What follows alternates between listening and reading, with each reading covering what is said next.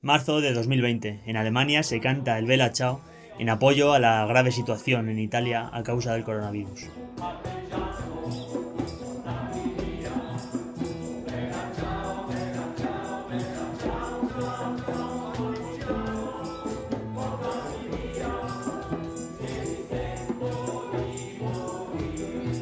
Una canción partisana italiana que podemos rastrear su presencia en los últimos años de la Segunda Guerra Mundial y en zonas muy concretas de Italia, que durante los años 50 sale de la bota italiana y que en los 60 y los 70 se internacionaliza. Un símbolo reivindicativo durante las últimas décadas y que desde el rotundo éxito global de la serie La Casa de Papel se ha convertido en una canción universal. Hoy hablaremos del Bella Ciao. La mattina mi sono alzato, Bella Ciao. Bella ciao. Mattina sono alzato e ho trovato l'invasor. Tokio, el personaje de la serie interpretado por la actriz Úrsula Corberó, cuenta cómo llegó la canción al profesor, el ideólogo del plan de atraco que protagoniza la serie. Su abuelo, que había resistido junto a los partisanos para vencer a los fascistas en Italia, le había enseñado esa canción. La mattina Y luego él sono alzato. nos la enseñó a nosotros. Por las referencias que nos menciona Tokio, casi podríamos rastrear dónde estuvo el abuelo del profesor, porque el Bella Ciao, y aquí ya estamos hablando puramente de historia, estuvo muy limitado a ciertas regiones italianas. En primer lugar, el Bella Ciao que conocemos hoy en día es una canción que se difundió de manera muy desigual por las distintas partes de Italia durante los últimos años de la Segunda Guerra Mundial y dentro del movimiento partisano. Es por tanto una canción antifascista, pero no penséis en las connotaciones que actualmente tiene esta palabra, identificada sobre todo con los grupos generalmente de ultraizquierdas que se autodenominan así. El movimiento partisano italiano fue un movimiento popular que englobó a prácticamente todo el espectro político que se opuso al dictador fascista Benito Mussolini y a la ocupación alemana de septiembre de 1943. Es por tanto literalmente antifascista. Entre los partisanos encontramos a comunistas, anarquistas, católicos, socialistas o liberales. Un grupo que después de la guerra se contabilizó en más de 300.000 personas y que tuvo una importante participación de mujeres. Y en este contexto de una Italia dividida en dos, en un contexto de guerra civil, suenan los famosos versos en algunos de los contingentes partisanos. Uno de los historiadores que más ha estudiado el origen del Bella Ciao, Cesare Bermani, ha registrado la canción en el área de Módena, en la región de Reggio Emilia, en una zona de los Alpes apuanos, cantada por anarquistas, y algo más al sur en la región de Rieti. También menciona que es muy probable que estuviera presente en Lazio, en Abruzzo y en Emilia. Además sostiene que no se expandió por el norte,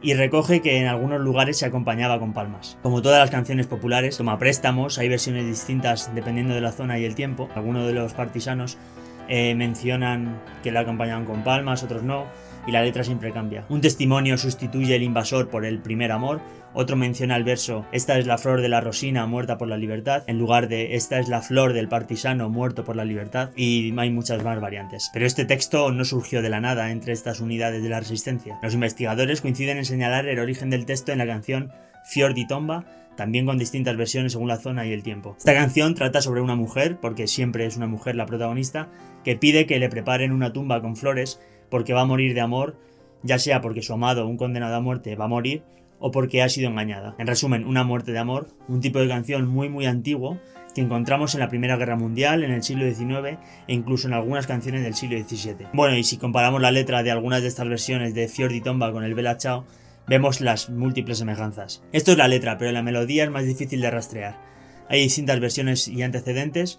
Una es la bebanda sonífera, la bebida sonífera en castellano, una canción popular de la que parece tomar el ritmo y que también se cantaba en los juegos de manos de los niños antes de la Segunda Guerra Mundial. Y también hay muchas semejanzas con al menos dos canciones yiddish. Y por ejemplo, en esta que estáis escuchando ahora mismo, me sorprende porque del comienzo, las primeras notas, es prácticamente igual que el Bella Ciao. Esta canción la registró un acordeonista gitano de Odessa que emigró a Nueva York y la verdad es que este comienzo, como estamos viendo, es casi idéntico, aunque los investigadores no apuestan porque este sea el origen del ritmo del Bella Ciao. Y una vez visto el origen, la pregunta es cómo una canción de la resistencia italiana, muy localizada en algunas zonas, se extendió por todo el mundo mucho antes del éxito de La Casa de Papel. Aquí el protagonismo sí que lo tienen los grupos de izquierdas, comunistas y socialistas, que desde los años 50 la exportaron y pronto ya había versiones en inglés, en polaco y en alemán. En los años 60, con la llegada de los gobiernos de centro-izquierda a Italia, se formó desde el gobierno el relato de la resistencia como el nacimiento de la República, un proceso de autorreinterpretación que siempre hacen los países tras un cambio importante de régimen. Y siguiendo con la internacionalización, también le dio un fuerte impulso la versión en francés que realizó Yves Montand. Durante esa década, durante las protestas del 68, también sonó en muchas partes del mundo, y al final de los 70 también la encontramos versiones venezolanas, cubanas y chinas. También en esta época supera el marco político y es una canción que llega a ser utilizada para casi todo, incluyendo temas de discoteca. Y el motivo de su éxito lo encontramos en que es un ritmo pegadizo, su facilidad para ser cantada, no hace falta saber italiano para cantar el Bella Ciao, aunque no se te sepas el resto de versos, y especialmente porque es una canción transversal, no excluye, y la propia letra de la resistencia italiana antifascista la puede cantar cualquiera.